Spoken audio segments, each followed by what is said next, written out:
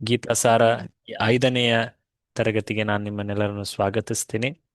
ಈ ಚರ್ಚೆಯನ್ನು ಪ್ರಾರಂಭ ಮಾಡಲಿಕ್ಕೂ ಮುಂಚೆ ಆ ಪರಮಪುರುಷ ಶ್ರೀಕೃಷ್ಣ ಭಗವದ್ಗೀತೆ ಜ್ಞಾನವನ್ನು ನೀಡಿದಂತಹ ಮಹಾ ಪುರುಷ, ಆ, ಆತನ ಕುರಿತಾದಂತಹ ಈ ಪ್ರಾರ್ಥನೆಯನ್ನ ಹೇಳಿಬಿಟ್ಟು ನಾವು ಪ್ರಾರಂಭ ಮಾಡೋಣ ಬನ್ನಿ. ಪ್ರಪನ್ನ ಪಾರಿಜಾತಾಯ ತೋತ್ರವೇತ್ರೈಕಪಾಣಯೇ ಜ್ಞಾನಮುದ್ರಾಯ ಕೃಷ್ಣಾಯ ಗೀತಾಮೃತದುಹೇ ನಮಃ. ಹರೇ ಕೃಷ್ಣ. ನಾವೆಲ್ಲ ಈ ಹಿಂದಿನ ಚರ್ಚೆಗಳಲ್ಲಿ ಅನೇಕ ವಿಷಯಗಳನ್ನು ಕಲ್ತಿದ್ದೀವಿ.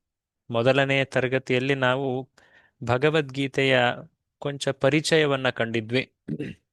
ಆ ಪರಿಚಯದಲ್ಲಿ ಆ ಮಹಾಭಾರತದ ಆ ಸಂದರ್ಭ, ಯುದ್ಧದ ಸಂದರ್ಭ ಏಕೆ ಏರ್ಪಟ್ಟಿತು, ಅದರ ಹಿಂದೆ ನಡೆದಂತಹ ಮುಖ್ಯ ಘಟನೆಗಳು ಏನು ಅನ್ನೋದನ್ನ ಕೂಡ ನೋಡಿದ್ವಿ. ಅದಾದ ಮೇಲೆ ಆ ಯುದ್ಧ ಏನು ನಿಶ್ಚಯವಾಯಿತು, ಆ ಸಮಯದಲ್ಲಿ ಆ ಎಲ್ಲ ಪೂರ್ವ ಸಿದ್ಧತೆಯೊಂದಿಗೆ ನಮ್ಮ ಅರ್ಜುನ, ಆತನ ಸಾರಥಿಯಾದಂತಹ ಪರಮಪುರುಷ ಭಗವಂತ ಶ್ರೀ ಕೃಷ್ಣ ಬಂದಿದ್ದಾರೆ. ಆದರೆ ಭಗವಂತನ ಯೋಜನೆ ತಮ್ಮೆಲ್ಲ ಜನತೆಗೆ ಕಲ್ಯಾಣ ಆಗ್ಲಿ ಅಂತ ಹೇಳಿ ಶ್ರೀಕೃಷ್ಣ ಕೆಲವು ಸಂಶಯಗಳನ್ನ ಅರ್ಜುನನ ಹೃದಯದಲ್ಲಿ ಪ್ರೇರೇಪಿಸಿದ. ಆ ಸಂಶಯಗಳ ಕಾರಣದಿಂದಾಗಿ ಅರ್ಜುನ ಭ್ರಮಿತನಾಗ್ತಾನೆ.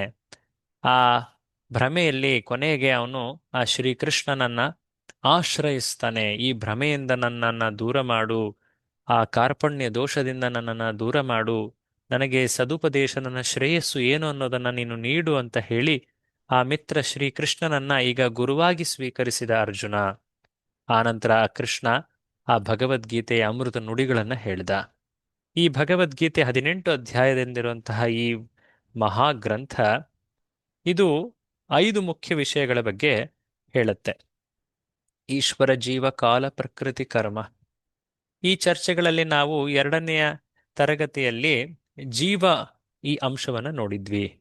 ಹೇಗೆ ಒಂದು ಜೀವ ಹೊರರೂಪದಲ್ಲಿ ಭೌತಿಕವಾಗಿ ಕಂಡರೂ ಅದರ ಮೂಲ ಪರಿಚಯ ಅದು ಆಧ್ಯಾತ್ಮಿಕ ಕಣವಾದ ಆತ್ಮ. ಹಾಗಾಗಿ ಶರೀರ ಮತ್ತೆ ಆತ್ಮದಲ್ಲಿ ವ್ಯತ್ಯಾಸ ಇದೆ. ಆ ವ್ಯತ್ಯಾಸಗಳು ಏನು ಅನ್ನೋದನ್ನ ನಾವು ಆ ಚರ್ಚೆಯಲ್ಲಿ ಕಂಡಿದ್ವಿ. ಅದಾದ ಮೇಲೆ ಈ ಮುಖ್ಯವಾದಂತಹ ಒಂದು ಹೋಲಿಕೆಯನ್ನ ಕಂಡಿದ್ವಿ. ಇದು ಭಗವದ್ಗೀತೆಯಲ್ಲಿ, ನಂತರ ಉಪನಿಷತ್ತುಗಳಲ್ಲೂ ಕೂಡ ಇದನ್ನು ಹೇಳಲಾಗಿದೆ. ಹೇಗೆ ಒಂದು ಜೀವಿ ಈ ಒಂದು ರಥದಂತೆ, ಆ ಇಂದ್ರಿಯಗಳು ಈ 5 ಕುದುರೆಗಳಂತೆ, ಮನಸ್ಸು ಆ ಇಂದ್ರಿಯಗಳನ್ನು ನಿಯಂತ್ರಿಸುವಂತಹ ಆ ಲಗಾಮಿನಂತೆ, ಆ ಬುದ್ಧಿ ಚಾಲಕ ಅಥವಾ ಸಾರಥಿಯಂತೆ, ಆ ರಥದೊಳಗಿರುವಂತಹ ಆ ಪ್ರಯಾಣಿಕ ಆತನೇ ಆ ಜೀವಾತ್ಮ. ಈ ಹೋಲಿಕೆಯನ್ನು ನಾವು ಕಂಡಿದ್ವಿ. ಹೇಗೆ ಜೀವಾತ್ಮ ಈ ಹೊರಗಡೆ ಇರುವಂತಹ ಈ ಬುದ್ಧಿ, ಮನಸ್ಸು ಮತ್ತು ಇಂದ್ರಿಯಗಳು ಅನಿಯಂತ್ರಿತವಾದಾಗ ಅದಕ್ಕೆ ತುಂಬಾ ಕರಾಳವಾದ, ಭಯಾನಕವಾದ ಅನುಭವವಾಗ್ತದೆ. ಹಾಗಾಗಿ ಆ ಆತ್ಮ ಆ ಬುದ್ಧಿಯನ್ನ, ಆ ಮನಸ್ಸನ್ನ, ಆ ಇಂದ್ರಿಯಗಳನ್ನ ಸ್ವನಿಯಂತ್ರಣದಲ್ಲಿ ಇಟ್ಟುಕೊಳ್ಳಬೇಕು. ಇದನ್ನು ನಾವು ಅಲ್ಲಿ ಮಾತನಾಡಿದ್ವಿ. ಇದಾದ ಮೇಲೆ 2ನೇ ತರಗತಿ ಅದಾಗಿತ್ತು. ಅದುವೇ ಕರ್ಮ. ಕಾರ್ಯಗಳು ಶಾಸ್ತ್ರಸಮ್ಮತವಾಗಿ ನಡೆದಾಗ ಅವುಗಳ ಫಲಗಳನ್ನು ನಾವು ಆ ಪರಮಪುರುಷನಿಗೆ ಅರ್ಪಿಸಿದಾಗ ಅವು ದಿವ್ಯ ಕರ್ಮಗಳಾಗ್ತವೆ. ಸಾಮಾನ್ಯವಾಗಿ ಶಾಸ್ತ್ರಗಳಲ್ಲಿ ಹೇಳಿದಂತಹ ಕಾರ್ಯಗಳನ್ನು ಮಾಡಿದಾಗ ಅದಕ್ಕೆ ಕರ್ಮ ಅಂತ ಹೇಳ್ತಾರೆ. ಅದಕ್ಕೆ ವಿರುದ್ಧವಾಗಿ ಕಾರ್ಯಗಳನ್ನ ವಿಕರ್ಮ ಅಂತ ಹೇಳ್ತಾರೆ. ಈ ಕರ್ಮ, ವಿಕರ್ಮ ಇವುಗಳೆಲ್ಲ ಚರ್ಚೆಯಲ್ಲಿ ನಾವು ನೋಡಿದ್ವಿ. ಹೇಗೆ ವ್ಯಕ್ತಿ ತನ್ನ ಜೀವನದ ಕಾರ್ಯಗಳನ್ನು ತುಂಬಾ ಕಾಳಜಿಯಿಂದ, ಎಚ್ಚರಿಕೆಯಿಂದ ಅವನು ಆಯ್ಕೆ ಮಾಡಿಕೊಳ್ಬೇಕು. ಆ ಕಾರ್ಯಗಳಂತೆ ಅವನ ಫಲಗಳು, ಅವನ ಜೀವನದ ಅನುಭವಗಳು ಮುಂದೆ ಮೂಡ್ತಾ ಹೋಗ್ತವೆ. ಈ ಚರ್ಚೆಯಲ್ಲಿ ನಾವು ನೋಡಿದ್ವಿ, ಕೆಲ ದುಷ್ಟ ಗುಣಗಳ ಪ್ರಭಾವದಿಂದ ವ್ಯಕ್ತಿ ಕೆಟ್ಟ ಕಾರ್ಯಗಳನ್ನ ಮಾಡಿ ಆನಂತರ ಅನೇಕ ದುಃಖಗಳನ್ನು ಅವನು ಅನುಭವಿಸ್ತಾ ಹೋಗ್ತಾನೆ. ಹಾಗಾಗಿ ವ್ಯಕ್ತಿ ಅವನು ಆ ABCDE ಅನ್ನೋ ಒಂದು ಸೂತ್ರವನ್ನು ಪಾಲಿಸ್ಬೇಕು. ಅದನ್ನ ನಾವು ಹಿಂದೆ ಚರ್ಚೆಯಲ್ಲಿ ನೋಡಿದ್ವಿ.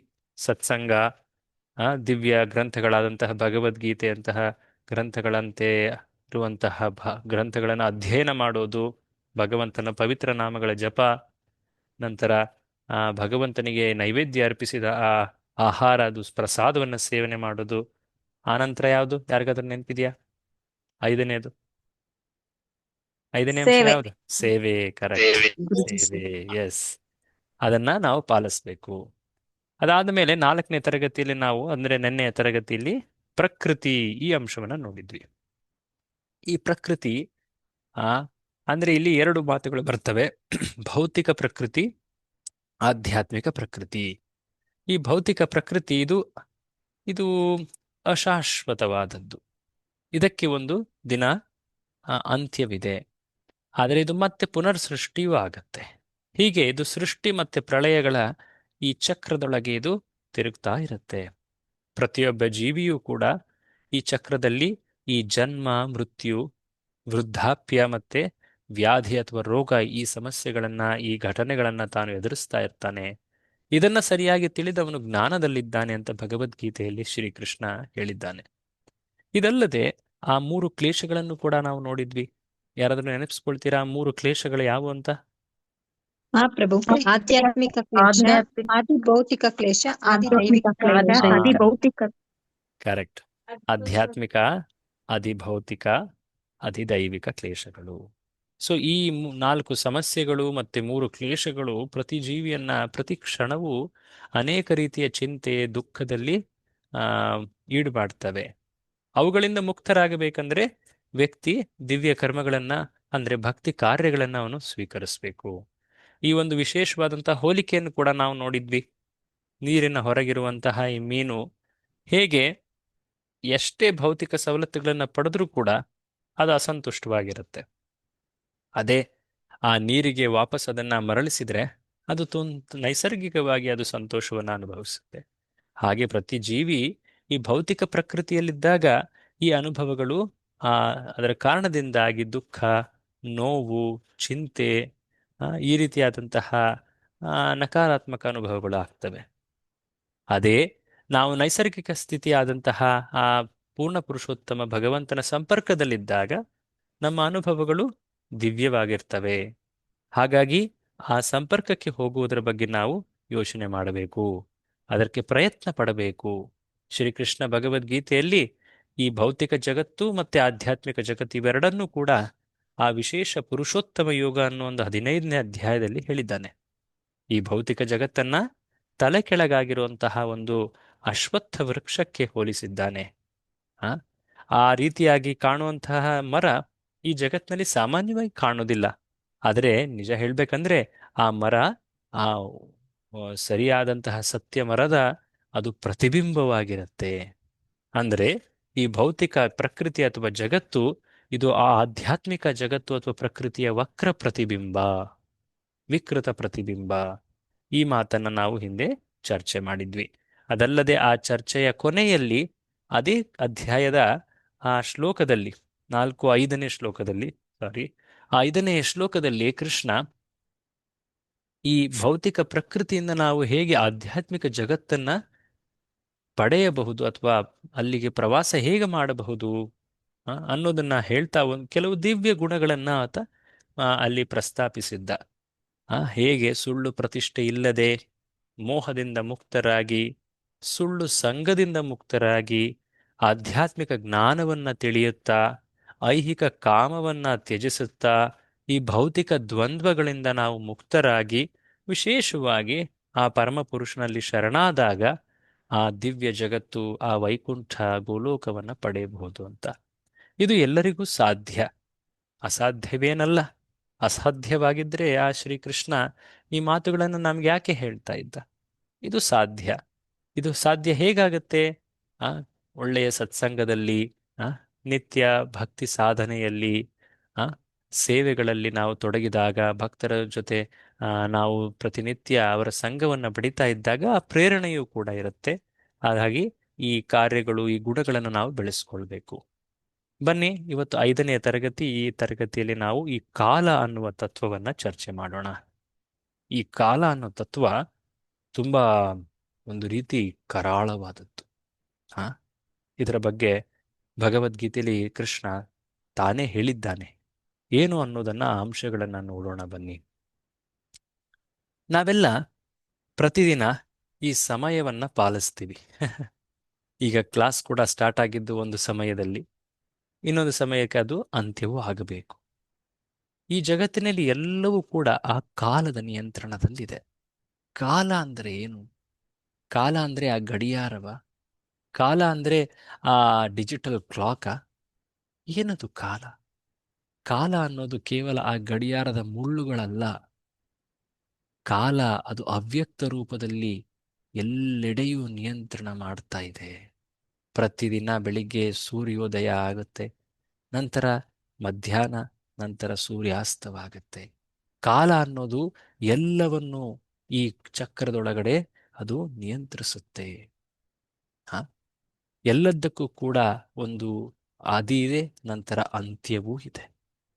ಹಾಗೆ ಎಲ್ಲವನ್ನೂ ಕೂಡ ಒಂದು ರೀತಿ ಅಂತ್ಯದೆಡೆಗೆ ಕರೆದೊಯ್ಯುವಂತಹ ಆ ಅವ್ಯಕ್ತ ಶಕ್ತಿಯೇ ಕಾಲ. ಕಾಲವನ್ನು ನಾವು ಬೆರಳಿಟ್ಟು ತೋರಿಸ್ಲಿಕ್ಕಾಗೋದಿಲ್ಲ, ಅದು ಎಲ್ಲೆಡೆಯೂ ಹರಡಿದೆ. ಯಾರೂ ಕೂಡ ಕಾಲವನ್ನ ಮೀರಲಾಗುವುದಿಲ್ಲ. ಎಷ್ಟೇ ಸಾಮರ್ಥ್ಯ, ಎಷ್ಟೇ ಶಕ್ತಿ, ಎಷ್ಟೇ ಪ್ರಸಿದ್ಧಿ ಪಡೆದವರೂ ಕೂಡ ಈ ಕಾಲಕ್ಕೆ ತಲೆ ಬಾಗಲೇಬೇಕು. ಈ ಅತ್ಯಂತ ಶಕ್ತಿಶಾಲಿಯಾದದ್ದು ಅಂದರೆ ಇದು ಕಾಲ. ಈ ಜಗತ್ತಿನಲ್ಲಿ ಕಾಲಕ್ಕೆ ಮೀರಿದವರು ಯಾರೂ ಇಲ್ಲ. ಈ 5 ತತ್ವಗಳಲ್ಲಿ ಈ ನಿಮ್ಮ ಕಣ್ಣ ಮುಂದೆ ಕಾಣ್ತಾ ಇರುವಂತಹ ಈ ಸ್ಲೈಡ್ನಲ್ಲಿ ನೋಡ್ತಾ ಇದ್ದೀವಿ. ಇಲ್ಲಿವರೆಗೆ ನಾವು ಜೀವ, ಕರ್ಮ, ಪ್ರಕೃತಿಯನ್ನ ಸ್ವಲ್ಪ ಮಟ್ಟಿಗೆ ತಿಳಿಲಿಕ್ಕೆ ಪ್ರಯತ್ನ ಪಟ್ಟಿದ್ವಿ. ಈ ದಿನ ಕಾಲ. ಈ 4 ತತ್ವಗಳು, ಇವುಗಳ ಆಧಾರ ಈಶ್ವರ. ಈ ಅಂಶವನ್ನ ನಮ್ಮ ಮುಂದಿನ ಚರ್ಚೆಯಲ್ಲಿ ನಾವು ನೋಡೋಣ. ಕಾಲ ಇದುವೂ ಕೂಡ ಆ ಈಶ್ವರನ ಶಕ್ತಿ. ಆ ಈಶ್ವರ ಯಾರು? ಆ ಪರಮ ನಿಯಂತ್ರಕ ಯಾರು? ಈಶ್ವರ ಅಂದ್ರೆ ನಿಯಂತ್ರಕ. ಈಶ ಅಂದ್ರೆ ನಿಯಂತ್ರಣ ಅಥವಾ ಆ ಒಂದು ರೀತಿ ಎಲ್ಲದನ್ನು ನಿಗ್ರಹ, ನಿಯಂತ್ರಣ ಮಾಡುವವನು, ಆತನೇ ಈಶ್ವರ. ಕಾಲವು ಆ ಈಶ್ವರನ ಒಂದು ಶಕ್ತಿ. ಎಲ್ಲರೂ ಕೂಡ ಕಾಲದ ಪ್ರಭಾವದಲ್ಲಿದ್ದಾರೆ. ಅತ್ಯಂತ ಮಹಾನ್ ಶಕ್ತಿಶಾಲಿಗಳು, ದೊಡ್ಡ ದೊಡ್ಡ ರಾಜರು, ಆಡಳಿತಗಾರರು ಎಲ್ಲರೂ ಕೂಡ ಆ ಕಾಲದ ಪ್ರಭಾವದಿಂದ ಅಂತ್ಯಗೊಂಡಿದ್ದಾರೆ. ಹಿಂದಿನ ಇತಿಹಾಸದಲ್ಲಿ ಅನೇಕ ಜನರು ಆ ರೀತಿ ಕಂಡಿದ್ರು. ಅಲೆಕ್ಸಾಂಡರ್ ದ ಗ್ರೇಟ್, ಮಹಾ ಸಾಮ್ರಾಟ, ಪೂರ್ತಿ ಪೃಥ್ವಿಯನ್ನೇ ತಾನು ಗೆಲ್ತೀನಿ ಅನ್ನೋ ಒಂದು ಮಹಾ ಆಸೆಯೊಂದಿಗೆ ಆತ ಜಗತ್ತನ್ನ ಅವನು ಪರ್ಯಟನೆ ಮಾಡ್ತಾ ಇದ್ದ. ಭಾರತದ ಬಳಿಯೂ ಕೂಡ ಬಂದಿದ್ದ ಆತ. ಅಲೆಕ್ಸಾಂಡರ್ ದ ಗ್ರೇಟ್ ಎಲ್ಲಿದ್ದಾನೆ ಅವನು? ಅಡಾಲ್ಫ್ ಹಿಟ್ಲರ್, ಮಹಾ ಆಡಳಿತಗಾರ, ಜರ್ಮನಿಯ ಶಾಸಕ, ಸರ್ವಾಧಿಕಾರಿ ಈತ. ಆತ ಅನೇಕ ಲಕ್ಷಾಂತರ ಜನರನ್ನ ಆತ ಹತ್ಯೆಗೈದ. ಆ ದ್ವಿತೀಯ ಮಹಾಯುದ್ಧದಲ್ಲಿ ಈತನನ್ನ ಎಲ್ಲರೂ ಕೂಡ ತುಂಬಾ ಭಯಪಡ್ತಾ ಇದ್ರು ಈತನನ್ನ ಕಂಡು.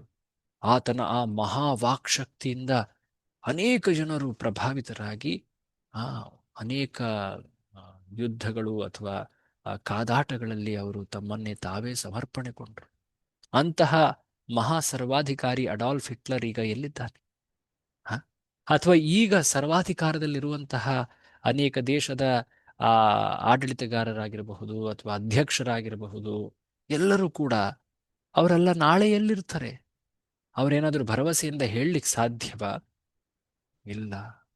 ಈ ಜಗತ್ತಿನಲ್ಲಿರುವಂತಹ ರಾಜರೆಲ್ಲರೂ ಕೂಡ ಕೆಲ ಕಾಲ ಮಾತ್ರ ಅವರು ತಮ್ಮ ಪ್ರಭಾವವನ್ನು ತೋರಿಸಬಹುದು. ಆದರೆ ಕಾಲ ಅನ್ನೋದು ಪ್ರತಿ ಮಹಾರಾಜನನ್ನೂ ಕೂಡ ಅದು ಅಂತ್ಯಕ್ಕೆ ತಳ್ಳುತ್ತೆ. ಈ ಜಗತ್ತಿಗೆ ಒಬ್ಬನೇ ರಾಜ. ರಾಜ ಯಾರು? ಅದುವೇ ಕಾಲ. ಆ ಕಾಲ ಆ ಈಶ್ವರ ಪರಮಾತ್ಮನ ಪ್ರತಿನಿಧಿ, ಆತನ ಶಕ್ತಿ.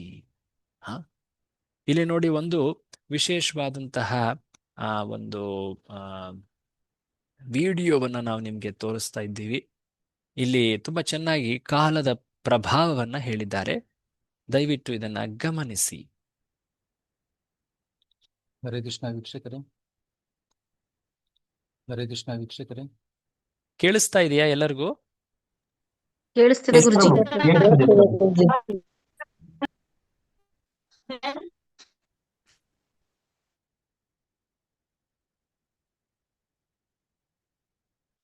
ಹರೇ ಕೃಷ್ಣ ವೀಕ್ಷಕರೇ, ಇಂದು ಒಂದು ಮುಖ್ಯವಾದ ವಿಷಯವನ್ನ ಚರ್ಚೆ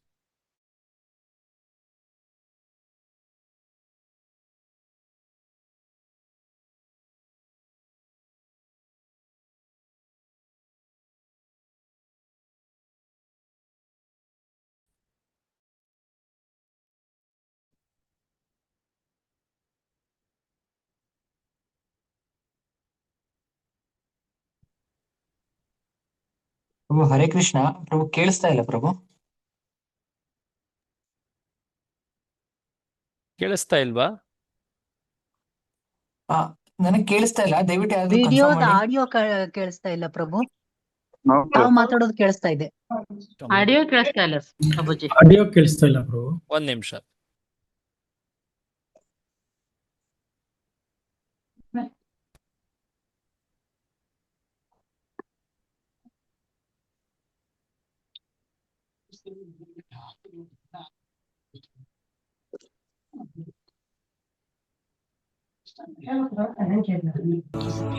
ಈಗ ಈಗ ಕೇಳಿಸ್ತೀರಿ?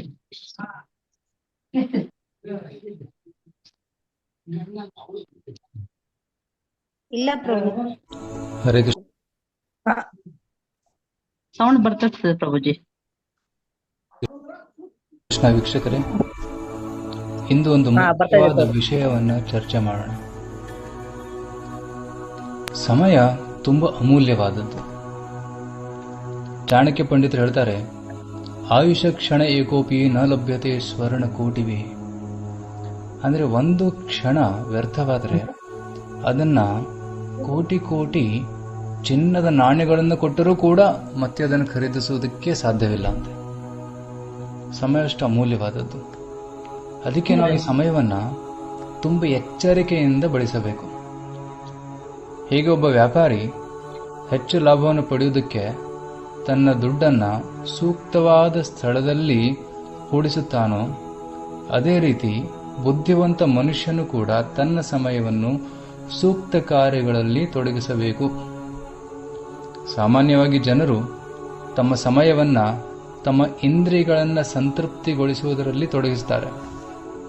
ಊಟ, ತಿಂಡಿ, ನಿದ್ರೆ, ಆಟ ಆಡುವುದು, ಧನ ಸಂಪಾದನೆ ಮತ್ತು ಇತರ ಕಾರ್ಯಗಳಲ್ಲಿ ಸಮಯ ವ್ಯರ್ಥ ಮಾಡುತ್ತಾರೆ.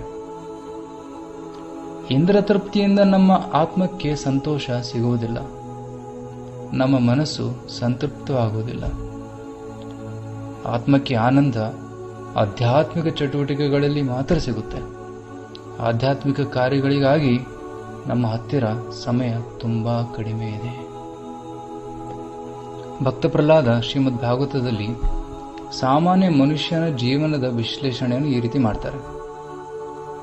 ಒಬ್ಬ ಸಾಮಾನ್ಯ ಮನುಷ್ಯನ ಇಂದ್ರಿಯ ನಿಗ್ರಹದಲ್ಲಿ ಇರುವುದಿಲ್ಲ, ಅದಕ್ಕೆ ಅವನಿಗೆ ಅಜಿತಾತ್ಮ ಅಂತ ಕರೀತಾರೆ. ಪುಂಸೋ ವರ್ಷ ಶತಾಂಹಿ ಆಯು. ಒಬ್ಬ ಮನುಷ್ಯನ ಜೀವಾವಧಿ 100 ವರ್ಷ ಇದ್ದರೆ ಅವನ ಅಜಿತಾತ್ಮನಾಗಿರುವುದರಿಂದ ಅದರಲ್ಲಿ 50 ವರ್ಷ ನಿದ್ರೆಯಲ್ಲಿ ಕಳೀತಾನಂತೆ. ಸೊ 100 ವರ್ಷದಲ್ಲಿ 50 ವರ್ಷ ಹಾಳಾಯಿತು. ಮತ್ತು ಜೀವನದ ಪ್ರಾರಂಭದಲ್ಲಿ ಬಾಲ್ಯಾವಸ್ಥೆಯಲ್ಲಿ ಅಜ್ಞಾನದಿಂದ 10 ವರ್ಷಗಳು ವ್ಯರ್ಥವಾಯಿತು. ಮತ್ತು ಇನ್ನೂ 10 ವರ್ಷ ಯುವಕ ಆಟ ಆಡುವುದರಲ್ಲಿ ಮತ್ತು ಬೇರೆ ಆಸಕ್ತಿಗಳಲ್ಲಿ ಅವನು ವ್ಯರ್ಥ ಮಾಡ್ತಾನೆ. ಸೊ 100 ವರ್ಷದಲ್ಲಿ 70 ವರ್ಷ ಹಾಳಾಯಿತು. ಮತ್ತೆ ವೃದ್ಧಾವಸ್ಥೆಯಲ್ಲಿ ಒಬ್ಬ ವ್ಯಕ್ತಿ ಚಿಂತೆಯಿಂದ ಕೊರಗುತ್ತಾ, ರೋಗಗಳಿಂದ ಬಳಲುತ್ತಾ ಕಾಲವನ್ನು ಕಳೀತಾನೆ. ಸೊ ಅಂತಿಮ 20 ವರ್ಷಗಳು ಕೂಡ ವ್ಯರ್ಥವಾಯಿತು. ಸೊ 100 ವರ್ಷಗಳಲ್ಲಿ 90 ವರ್ಷ ಹೀಗೆ ವ್ಯರ್ಥವಾಯಿತು. ಉಳಿದಷ್ಟು 10 ವರ್ಷ ಮಾತ್ರ. ಆದರೆ ಈ 10 ವರ್ಷಗಳಲ್ಲಿ ಕೂಡ ಮನುಷ್ಯನಿಗೆ ತುಂಬ ಆಸೆಗಳಿರುತ್ತೆ. ಸೊ ಈ ಆಸೆಗಳನ್ನು ಪೂರ್ತಿ ಮಾಡೋದಕ್ಕೆ ಅವನು ಕೆಲಸ ಮಾಡಿ ಆಸೆಗಳನ್ನು ಪೂರ್ತಿ ಮಾಡೋದಕ್ಕೆ ಪ್ರಯತ್ನ ಪಡ್ತಾನೆ. ಆದರೆ ಆಸೆಗಳು ಪೂರ್ತಿ ಆಗುವುದಿಲ್ಲ. ಸೊ ಅದರಲ್ಲಿ ಈ 10 ವರ್ಷಗಳು ಕೂಡ ನಷ್ಟ ಆಗುತ್ತೆ. ಸೊ ನಮ್ಮ ಹತ್ರ ಅಷ್ಟು ಸಮಯವಿಲ್ಲ ಭಕ್ತಿ ಮಾಡುವುದಕ್ಕೆ. ಅದಕ್ಕೆ ಪ್ರಹ್ಲಾದ್ ಮಹಾರಾಜ್ ಹೇಳ್ತಾರೆ, ಕೌಮಾರಮಾಚರೇತ್ ಪ್ರಾಜ್ಞ ಧರ್ಮಾನ್ ಭಾಗವತಾನಿಹ ದುರ್ಲಭಂ ಮಾನುಷಂ ಜನ್ಮ ತದಪಿ ಅಧ್ರುವಂ ಅರ್ಥದಂ. ಪ್ರಹ್ಲಾದ್ ಮಹಾರಾಜ್ ಹೇಳ್ತಾರೆ, ಕುಮಾರ ಅವಸ್ಥೆಯಲ್ಲಿ ಒಬ್ಬ ವ್ಯಕ್ತಿ ಭಾಗವತ ಧರ್ಮವನ್ನು ಆಚರಿಸಬೇಕು, ಭಕ್ತಿ ಸೇವೆಯಲ್ಲಿ ತೊಡಗಬೇಕು. ಕೌಮಾರ ವಯಸ್ಸು ಅಂದರೆ 5 ವರ್ಷದ ವಯಸ್ಸು. 5 ವರ್ಷದಲ್ಲಿ ಅವನು ಭಕ್ತಿ ಮಾಡೋದಕ್ಕೆ ಪ್ರಾರಂಭ ಮಾಡಬೇಕಂತೆ. ಯಾಕೆಂದರೆ ಮನುಷ್ಯ ಜೀವನ ತುಂಬ ದುರ್ಲಭವಾದದ್ದು, ತುಂಬ ಅಮೂಲ್ಯವಾದದ್ದು. ಆದರೆ ಇದು ಅಧ್ರುವ. ಅಧ್ರುವ ಅಂದರೆ ಅದು ಯಾವಾಗಾದರೂ ನಷ್ಟವಾಗ್ಬೋದು. ಮೃತ್ಯು ಯಾವಾಗ ಬರುತ್ತೆ ಅಂತ ನಮಗೆ ಗೊತ್ತಿಲ್ಲ. ಅದಕ್ಕೆ ನಾವು ಆ ಮೃತ್ಯುವಿಗೆ ಪ್ರಿಪೇರ್ ಆಗಬೇಕು, ನಾವು ತಯಾರಾಗಿರಬೇಕು. ಅದಕ್ಕೆ ನಾವು ಆದಷ್ಟು ಬೇಗ ಈ ಕ್ಷಣದಿಂದಲೇ ಈ ಭಾಗವತ ಧರ್ಮವನ್ನು ಆಚರಿಸೋದಕ್ಕೆ ಪ್ರಾರಂಭ ಮಾಡಬೇಕು. ಭಗವದ್ಗೀತೆಯನ್ನು ಓದಬೇಕು, ನಾವು ದೇವರ ನಾಮ ಸಂಕೀರ್ತನೆಯನ್ನು ಮಾಡಬೇಕು. ಆಗ ನಮ್ಮ ಆತ್ಮಕ್ಕೆ ಸಂತೃಪ್ತಿ ಸಿಗುತ್ತೆ. ಅಷ್ಟೇ ಅಲ್ಲ, ಈ ಲೋಕದಲ್ಲಿ ಸಿದ್ಧಿ ಸಿಗುತ್ತೆ ಮತ್ತು ಪರಲೋಕದ ಪ್ರಾಪ್ತಿಯಾಗುತ್ತೆ. ಇದು ಮನುಷ್ಯ ಕುಲಕ್ಕೆ ಒಂದು ಮುಖ್ಯವಾದ ಸಂದೇಶ ಪ್ರಹ್ಲಾದ್ ಮಹಾರಾಜರು ನಮಗೆ ತಿಳಿಸ್ತಾ ಇದ್ದಾರೆ. ಹರೇ ಕೃಷ್ಣ. ಹರೇ ಕೃಷ್ಣ. ಎಲ್ರಿಗೂ ಕೇಳಿಸ್ತಲ್ವಾ ಮಾತುಗಳು? ಹಾ ಪ್ರಭುಜಿ, ಕೇಳಿಸ್ತು ಪ್ರಭುಜಿ. ತುಂಬಾ ಚೆನ್ನಾಗಿ ಅದರಲ್ಲಿ ವರ್ಣನೆ ಮಾಡಲಾಗಿದೆ ನೋಡಿ, ಹೇಗೆ ನಮ್ಮ ಜೀವಿತಾವಧಿ, ನಮ್ಮ ಆಯುಷ್ಯ, ಹೇಗೆ ನಾವು ವ್ಯರ್ಥವಾಗಿ ಅನೇಕ ಕಾರ್ಯಗಳಲ್ಲಿ ವ್ಯಯ ಮಾಡ್ತೀವಿ. ಇದನ್ನ ಭಾಗವತದಲ್ಲಿ ವರ್ಣನೆ ಮಾಡಲಾಗಿದೆ. ಕಾಲ ಅದು ಎಲ್ಲರನ್ನು ನಿಯಂತ್ರಿಸುತ್ತೆ, ಆದರೆ ನಮಗೆ ಸಿಕ್ಕಿರುವಂತಹ ಕಾಲವನ್ನು ಕೂಡ ನಾವು ಕಾಲ ಹರಣ ಮಾಡ್ತೀವಿ. ಅನೇಕ ವ್ಯರ್ಥ ಕಾರ್ಯಗಳಲ್ಲಿ ನಾವು ಅದನ್ನು ವ್ಯಯ ಮಾಡ್ತೀವಿ. ಹಾಗಾಗಿ ಇರುವ ಕಾಲವನ್ನ, ಈಗ ನನ್ನ ಬಳಿ ಇರುವಂತಹ ಸಮಯವನ್ನ ನಾನು ಸದುಪಯೋಗ ಪಡಿಸ್ಕೊಳ್ಬೇಕು. ಹಾಗಾಗಿ ಅಲ್ಲಿ ಹೇಳ್ತಾ ಇದ್ದಾರೆ, ಅಲ್ಲಿ ಭಾಗವತದಲ್ಲಿ ಜೀವನದ ಆದಿಯಲ್ಲೇ, ಮೊದಲಿನ ಸ್ತರದಿಂದಲೇ, ಮೊದಲಿನ ವಯಸ್ಸುಗಳಿಂದಲೇ ಭಾಗವತ ಧರ್ಮ ಅಥವಾ ಭಕ್ತಿಯನ್ನು ಪಾಲಿಸಬೇಕು. ನಾನು ವಯಸ್ಸಾದ ಮೇಲೆ ಭಕ್ತಿಯನ್ನು ಪಾಲಿಸ್ತೀನಿ, ನಾನು ಮುಂದೆ ಈ ಸೌಲಭ್ಯವನ್ನ, ಈ ಸೌಕರ್ಯವನ್ನ ಇಷ್ಟೆಲ್ಲ ನಾನು ಸಾಧಿಸಿದ ಮೇಲೆ ನಾನು ಮುಂದೆ ಭಗವಂತನನ್ನ ಪ್ರಾರ್ಥಿಸ್ತೀನಿ, ಭಕ್ತಿ ಮಾಡ್ತೀನಿ. ಭಕ್ತಿ ಮಾಡ್ಲಿಕ್ಕೆ ಸಮಯ ಇದೆಯಲ್ಲ, ಈಗಲೇ ಯಾಕೆ ಅದೆಲ್ಲವೂ? ಅದೆಲ್ಲ ವಯಸ್ಸಾದವ್ರು ಮಾಡೋದಲ್ವಾ? ಈ ರೀತಿಯಾದಂತಹ ಯೋಚನೆಗಳು ಒಳ್ಳೆಯದಲ್ಲ. ಯಾರಿಗ್ ಗೊತ್ತು ಎಷ್ಟು ಕಾಲ ಪ್ರತಿಯೊಬ್ಬರ ಕೈಯಲ್ಲಿದೆ ಅಂತ, ಅಲ್ವೇ? ಅದಲ್ಲದೆ ನಾವು ಜೀವನವನ್ನ ಆ ರೀತಿ ಭಕ್ತಿ ಕಾರ್ಯಗಳಲ್ಲಿ ಮೊದಲಿನಿಂದನೇ ತೊಡಗಿಸ್ಕೊಳ್ದೇ ಇದ್ರೆ, ಕೊನೆಯ ಕಾಲದಲ್ಲಿ ಮನಸ್ಸು ನಮ್ಮನ್ನ ಭಕ್ತಿ ಕಾರ್ಯಗಳಲ್ಲಿ ನೆಲೆಯೂರಿಸಲಿಕ್ಕೆ ಬಿಡೋದಿಲ್ಲ. ಮನಸ್ಸು ಇನ್ನಷ್ಟು ಚಿಂತೆಗಳಲ್ಲಿ, ಇನ್ನಷ್ಟು ಭೌತಿಕ ಅಸಂತೃಪ್ತಿಗಳಲ್ಲಿ ಅದು ನಮ್ಮನ್ನ ಕೊರಗಿಸುತ್ತೆ. ಹಾಗಾಗಿ ಭಕ್ತಿ ಅಭ್ಯಾಸವನ್ನ, ಭಗವಂತನ ಸ್ಮರಣೆಯನ್ನ ನಾವು ಯಾವಾಗ ನಾವು ಭಕ್ತಿಯ ಸಂಪರ್ಕದಲ್ಲಿ ಬರ್ತೀವೋ ಆಗಿನಿಂದನೇ ನಾವು ಭಕ್ತಿಯನ್ನ ಚೆನ್ನಾಗಿ ಪಾಲಿಸ್ತಾ ಹೋಗಬೇಕು. ಸಣ್ಣವರಿದ್ದಾಗಲೇ ನಮಗೆ ಭಕ್ತಿಯ ಸೌಕರ್ಯ, ಸವಲತ್ತು, ಪ್ರೇರಣೆಗಳು ಸಿಗ್ತಾ ಆಗಿನಿಂದನೇ ಪಾಲನೆ ಮಾಡಿ. ಜೀವನದ ಕೊನೆಯಲ್ಲಿ ಮಾಡ್ತೀನಿ ಅಂತ ಹೇಳಿ ಆ ತಪ್ಪು ನಿರ್ಣಯವನ್ನ ನೀವು ಕೈಗೊಳ್ಳಬೇಡಿ ಅಂತ ಇಲ್ಲಿ ಚೆನ್ನಾಗಿ ಅದನ್ನ ವರ್ಣನೆ ಮಾಡಿದ್ದಾರೆ. ಯಾರಿಗೆ ಗೊತ್ತುಂಟು ಮುಂದಿನ ಸಮಯ ಹೇಗಿರುತ್ತೆ ಅಂತ? ವೃದ್ಧಾಪ್ಯ ಅಥವಾ ಈ ಏನ್ ಹೇಳ್ತಾರೆ, ಜರಾವಸ್ಥೆ ಅಂತ ಏನ್ ಹೇಳ್ತಾರೆ, ಆ ವೃದ್ಧಾಪ್ಯ ಅದು ತುಂಬಾ ಕಷ್ಟಕರವಾಗಿರುತ್ತೆ. ನೋಡಿ, ಇಲ್ಲಿ ಅದರ ವರ್ಣನೆಯನ್ನ ಮಾಡ್ತಾ ಇದ್ದಾರೆ.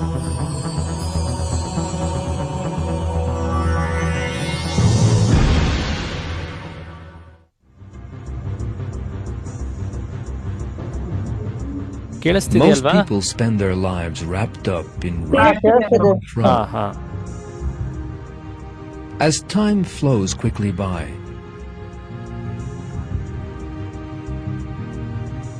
days, months, and years rush by in the blink of an eye. Yet for some reason, people try to ignore this fact.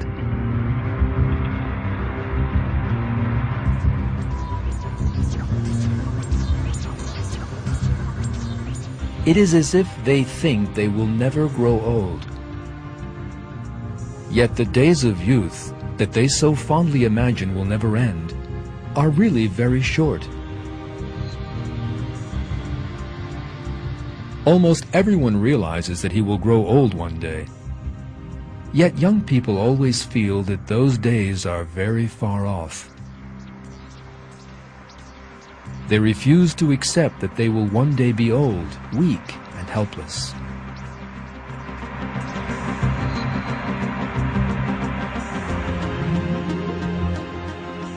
The two young people in this picture are good-looking, with clean and perfect skins and shining teeth. But there is another important detail. These pictures were taken in 1955.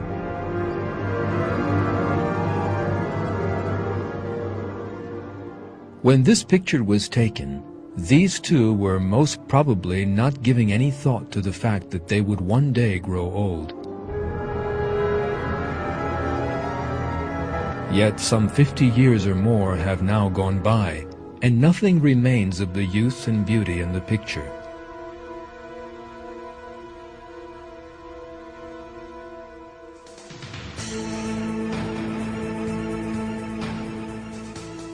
Time destroys everything. That is a law of the world.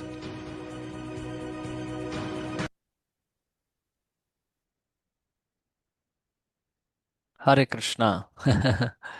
ಸಮಯ ಹೇಗೆ ಎಲ್ಲವನ್ನು ನಾಶ ಮಾಡುತ್ತೆ ಅನ್ನೋದನ್ನ ಇಲ್ಲಿ ಚೆನ್ನಾಗಿ ಹೇಳಿದ್ದಾರೆ. So ಆಗ್ಲೇ ನಾವು ನೋಡಿದ ಹಾಗೆ ಸಮಯನ ಸರಿಯಾಗಿ ನಾವು ಉಪಯೋಗ ಪಡಿಸ್ಕೊಳ್ಬೇಕು.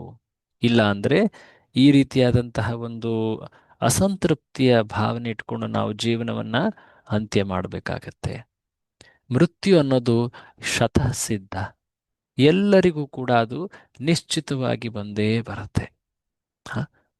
ಕಾಲ, ಆ ಕಾಲದ ಅತ್ಯಂತ ಭಯಾನಕವಾದಂತಹ ಘಟ್ಟ ಅಂದರೆ ಅದು ಮೃತ್ಯು.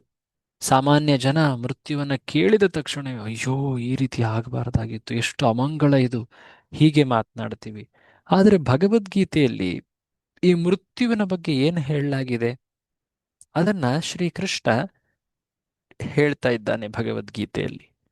ಜಾತಸ್ಯ ಹಿ ಧ್ರುವೋ ಮೃತ್ಯುರ್ ಧ್ರುವಂ ಜನ್ಮ ಮೃತಸ್ಯ ಚ ತಸ್ಮಾದ್ ಅಪರಿಹಾರ್ಯರ್ಥೆ ನತ್ವಂ ಶೋಚಿತುಮರ್ಹಸಿ. ಶ್ರೀಕೃಷ್ಣ ಹೇಳ್ತಾ ಇದ್ದಾನೆ, ಹುಟ್ಟಿದವನು ಸಾಯಲೇಬೇಕು. ಸಾವು ಖಚಿತವಾಗಿ ಎಲ್ಲರಿಗೂ ತಟ್ಟೇ ತಟ್ಟುತ್ತೆ. ಅದೇ ಸತ್ತವನು ಮತ್ತೆ ಹುಟ್ಟಲೇಬೇಕು. ಸಾವು ಅಂದರೆ ಅದು ಎಲ್ಲರ ಅಂತ್ಯ ಅಲ್ಲ. ಆ ಸಾವಿನಿಂದ ಇನ್ನೊಂದು ಅಧ್ಯಾಯ ಪ್ರಾರಂಭ ಆಗ್ತಾ ಇದೆ. ಪ್ರತಿಯೊಬ್ಬರೂ ಕೂಡ ಆತ್ಮರು. ಅವರು ಎಂದೂ ನಶಿಸಿ ಹೋಗೋದಿಲ್ಲ. ನಾಶವಾಗೋದು ಆ ಭೌತಿಕ ದೇಹಕ್ಕೆ ಮಾತ್ರ ಅಲ್ವಾ? ಸೊ ಹಾಗಾಗಿ ಸತ್ತವನು ಮತ್ತೆ ಇನ್ನೊಂದು ರೂಪದಲ್ಲಿ ಹುಟ್ಟುತ್ತಾನೆ, ಇನ್ನೊಂದು ಶರೀರದಲ್ಲಿ ಆತ ಜನ್ಮ ಪಡೀತಾನೆ. ಹಾಗಾಗಿ ಈ ಜನ್ಮ ಮೃತ್ಯು ಅನ್ನೋ ಒಂದು ಈ ಹಂತಗಳು ಅಥವಾ ಘಟನೆಗಳನ್ನು ನಾವು ಅದರ ಬಗ್ಗೆ ಹೆದರಿ ನಮ್ಮ ನಿತ್ಯ ಕಾರ್ಯಗಳನ್ನು ನಾವು ಮರೆಯಬಾರದು. ಹಾಗಾಗಿ ಕೃಷ್ಣ ಇಲ್ಲಿ ಹೇಳ್ತಾ ಇದ್ದಾನೆ ನೋಡಿ, ಅನಿವಾರ್ಯವಾದ ನಿನ್ನ ಕರ್ತವ್ಯ ಪಾಲನೆಯಲ್ಲಿ ನೀನು ಇದನ್ನ ದುಃಖಿಸಬಾರದು. ಅರ್ಜುನ ಅಯ್ಯೋ ನನ್ನ ಪರಿವಾರದವರು ಈಗ ಸಾವನ್ನಪ್ತಾರೆ ಅಂತ ಹೇಳಿ ತುಂಬ ಚಿಂತೆಯಲ್ಲಿದ್ದ. ಆದರೆ ಆತ ಯುದ್ಧ ಮಾಡದೇ ಇದ್ರೆ ಅವರ ಸಾವು ಆಗೋದಿಲ್ಲ ಅಂತ ಯಾರಾದರೂ ಗ್ಯಾರಂಟಿ ಕೊಡ್ಲಿಕ್ಕಾಗತ್ತಾ ಹೇಳಿ? ಸಾವು ಅದು ಶತಸಿದ್ಧ. ಈತ ಯುದ್ಧ ಮಾಡದೇ ಇದ್ರೆ ಇನ್ನೊಂದು ರೂಪದಲ್ಲಿ ಅವರು ಸಾವನ್ನು ಅಪ್ಪಲೇಬೇಕಾಗಿತ್ತು. ಹಾಗಾಗಿ ಶ್ರೀಕೃಷ್ಣ ಹೇಳ್ತಾನೆ, ನಿನ್ನ ಕರ್ತವ್ಯವನ್ನ ಪಾಲನೆ ಮಾಡು. ಈ ಖಚಿತ ಘಟನೆಗಳನ್ನು ನೀನು ಅವುಗಳನ್ನು ಗಂಭೀರವಾಗಿ ಪರಿಗಣಿಸಿ ನಿನ್ನ ಕರ್ತವ್ಯದಲ್ಲಿ ಲೋಪ ಮಾಡಬೇಡ. ಬುದ್ಧಿವಂತನಾದವನು ಈ ಅಶಾಶ್ವತ ಸ್ಥಿತಿಯನ್ನು ತಿಳಿದುಕೊಂಡು ಆತ ತನ್ನ ಭವಿಷ್ಯವನ್ನು ಚೆನ್ನಾಗಿ ಮಾಡಲು ಅವನು ಪ್ರಯತ್ನ ಪಡ್ತಾನೆ. ಅದಕ್ಕೊಂದು ಉದಾಹರಣೆ, ಒಂದು ಒಳ್ಳೆ ಕಥೆ ಇದೆ, ಡೆಸೋಲೇಟ್ ಐಲ್ಯಾಂಡ್ ಅಂತ. ಏನಿದು? ಈ ಕಥೆಯಲ್ಲಿ ಒಬ್ಬ ವ್ಯಕ್ತಿ ಅವನು ವ್ಯಾಪಾರಿ. ಒಮ್ಮೆ ವ್ಯಾಪಾರದಲ್ಲಿ ಅವನು ಆ ಹಡಗನ್ನ ಏರಿ ಆ ಹಡಗಿನಲ್ಲಿ ಅವನು ಪ್ರಯಾಣ ಮಾಡ್ತಾ ಇದ್ದ. ಆ ಹಡಗು ಒಂದು ದೊಡ್ಡ ಸುಂಟ್ರ ಗಾಳಿಯಲ್ಲಿ ಸಿಲುಕಿ ಅದು ಒಂದು ರೀತಿ ತನ್ನವರಿಂದ ಅವನು ಬೇರ್ಪಟ್ಟು ಒಂದು ದೊಡ್ಡ ದ್ವೀಪದ ಬಳಿ ಬಂದುಬಿಡ್ತಾನೆ. ಆ ದ್ವೀಪದ ಬಳಿ ಅವನು ಹೇಗೋ ತನ್ನ ಪ್ರಾಣ ರಕ್ಷಣೆಯನ್ನು ಮಾಡ್ಕೊಳ್ತಾ ಅಲ್ಲಿ ಬಂದ ಮೇಲೆ ಅಲ್ಲಿದ್ದವರೆಲ್ಲರೂ ಕೂಡ ಆತನನ್ನು ಹಿಡಿದು, ಒಂದು ರೀತಿ ಬುಡಕಟ್ಟು ಜನಾಂಗದವರು, ಅವರೆಲ್ಲರೂ ಅವನನ್ನು ಹಿಡಿದುಕೊಂಡು ಅವನನ್ನು ಸೆರೆ ಹಿಡಿದು ಅವರ ರಾಜನ ಬಳಿ ಕರೆದುಕೊಂಡು ಹೋದರು. ಆಗ ಆ ರಾಜ ಅವನನ್ನು ಇವನೇನೋ ಹೊರಗಡೆಯಿಂದ ಬಂದಿದ್ದಾನೆ ಅಂತ ಹೇಳಿ ಕಂಡುಬಿಟ್ಟು ಆತನನ್ನು ಸತ್ಕರಿಸ್ತಾನೆ. ಆತನಿಗೆ ಹಾರವನ್ನು ಹಾಕ್ತಾನೆ, ಒಂದು ಒಳ್ಳೆ ಆಸನವನ್ನು ನೀಡ್ತಾನೆ, ಒಂದು ಒಳ್ಳೆ ಜಾಗವನ್ನು ಇರಲಿಕ್ಕೆ ಅವನಿಗೆ ವ್ಯವಸ್ಥೆ ಮಾಡ್ತಾನೆ, ಒಳ್ಳೆ ಆಹಾರವನ್ನು ನೀಡ್ತಾನೆ. ಇದೆಲ್ಲ ನೋಡಿಬಿಟ್ಟು ಈ ವ್ಯಾಪಾರಿಗೆ ತುಂಬ ಸಂತೋಷ ಆಯಿತು. ಓಹ್, ಎಂಥ ಒಳ್ಳೆ ಭಾಗ್ಯ ನಂದು. ಎಲ್ಲರೂ ಕೂಡ ನನ್ನನ್ನು ಇಷ್ಟೊಂದು ಸತ್ಕರಿಸ್ತಾ ಇದ್ದಾರೆ, ನನ್ನ ಸೇವೆ ಮಾಡ್ತಾ ಇದ್ದಾರೆ, ನಾನು ಸದಾ ಇಲ್ಲೇ ಇದ್ದುಬಿಟ್ರೆ ಚೆನ್ನಾಗಿರುತ್ತಲ್ವಾ ಅಂತ ಹೇಳಿ ಅವನು ಯೋಚನೆ ಮಾಡ್ತಾ ಇದ್ದ. ಆದರೆ ಅವನಿಗೆ ಒಂದು ಯೋಚನೆ ಮನಸ್ಸಿನಲ್ಲಿ ಬಂತು. ಏನದು? ನಾನು ಈಗೇನೋ ಇವರಿಂದ ಸೇವೆ ಸತ್ಕಾರ ಮಾಡಿಸ್ಕೊಳ್ತಾ ಇದ್ದೀನಿ, ಆದರೆ ನಾಳೆ ಏನಾಗತ್ತೆ? ಈ ರೀತಿ ಎಷ್ಟು ದಿನ ಈ ರೀತಿ ಅವರು ನಡ್ಕೊಳ್ತಾರೆ ನನ್ನ ಜೊತೆ? ಆಗ ಅಲ್ಲಿದ್ದಂತಹ ಒಬ್ಬ ಮಂತ್ರಿ ಅಥವಾ ಇನ್ನೊಬ್ಬ ವ್ಯಕ್ತಿಯನ್ನು ಕರೆದು ಕೇಳ್ತಾನೆ ಈ ವ್ಯಾಪಾರಿ, ಇವರೆಲ್ಲ ಈ ರೀತಿಯಾಗಿ ನನ್ನನ್ನು ರಾಜನನ್ನಾಗಿ ಯಾಕೆ ಮಾಡಿದ್ದಾರೆ? ಆಗ ಆ ವ್ಯಕ್ತಿ ಹೇಳಿದಂತೆ, ಓ, ಈ ದ್ವೀಪಕ್ಕೆ ಬರುವಂತಹ ಹೊಸಬರನ್ನೆಲ್ಲ ರಾಜರನ್ನಾಗಿ ಮಾಡಲಾಗತ್ತೆ. ಅವರು ರಾಜರಾಗಿ ಅನೇಕ ಸಂಪತ್ತನ್ನು ಅವರು ಅನುಭವಿಸ್ತಾರೆ. ಓಹೋ, ಹೌದಾ? ಎಲ್ಲಿವರೆಗೆ ಈ ರೀತಿ ನಡೆಯುತ್ತೆ? ಓ, ಇದು 1 ವರ್ಷದ ಕಾಲ ನಡೆಯುತ್ತೆ. ಅದಾದ್ಮೇಲೆ ಏನಾಗುತ್ತೆ? ಅವರನ್ನ ಒಂದು ದೂರದಲ್ಲಿರುವಂತಹ ನಿರ್ಜನವಾದಂತಹ ಇನ್ನೊಂದು ದ್ವೀಪಕ್ಕೆ ಅವರನ್ನ ಅಲ್ಲಿ ಸೆರೆ ಇಡಲಾಗತ್ತೆ. ಆಮೇಲೆ ಅಲ್ಲಿ ಆ ವ್ಯಕ್ತಿ ಆಹಾರವಿಲ್ಲದೆ, ಯಾವುದೇ ಆಶ್ರಯವಿಲ್ಲದೆ ಕೊರಗಿ ಕೊರಗಿ ಸತ್ತು ಹೋಗ್ತಾನೆ. ಓಹೋ, ಆಗ ಹೌದು, ಹಾಗಾದ್ರೆ ನನ್ನನ್ನು ಕೂಡ 1 ವರ್ಷ ಆದ್ಮೇಲೆ ಅಲ್ಲಿ ಹಾಕ್ತಾರ? ಹೌದು. ಇದನ್ನು ಕೇಳಿದ ಮೇಲೆ ಈ ವ್ಯಾಪಾರಿ ತುಂಬಾ ಯೋಚನೆ ಮಾಡ್ಲಿಕ್ಕೆ ಪ್ರಾರಂಭ ಮಾಡ್ತಾನೆ. ಯಾವಾಗ ಆ ದಿನ ನನ್ನ ಅಲ್ಲೂ ಹಾಕ್ಬಿಡ್ತಾರ ಅಂತ ಹೇಳಿ. ಆಗ ಅವನೇನು ಯೋಚನೆ ಮಾಡ್ತಾನೆ, ಓ, ಇದಕ್ಕೇನಾದ್ರೂ ನಾನೊಂದು ಯೋಜನೆ ಮಾಡಬೇಕು. ಆಯ್ತು, ಈಗಿನಿಂದನೇ ಯೋಜನೆ ಮಾಡ್ತೀನಿ ನಾನು ಅಂತ ಹೇಳಿ ಅವನ ಆದೇಶಗಳನ್ನು ನೀಡ್ಲಿಕ್ಕೆ ಪ್ರಾರಂಭ ಮಾಡದ. ಯಾವ ನಿರ್ಜನ ದ್ವೀಪಕ್ಕೆ ಅವನನ್ನು ಕಳುಹಿಸೋರಿದ್ರೋ ಅಲ್ಲಿ ಅವನು ಆದೇಶ ನೀಡಿ ಎಲ್ಲ ಸೌಕರ್ಯಗಳನ್ನು ಮಾಡಿಸ್ಕೊಂಡ.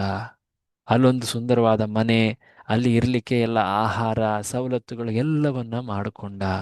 ಈ ರೀತಿ ಅವನು ತನ್ನ ಮುಂದಿನ ಭವಿಷ್ಯದ ಜಾಗವನ್ನ ಸುಸ್ಥಿತಿ ಮಾಡಿಕೊಂಡ. ಆನಂತರ ಆ ದಿನ ಬಂತು.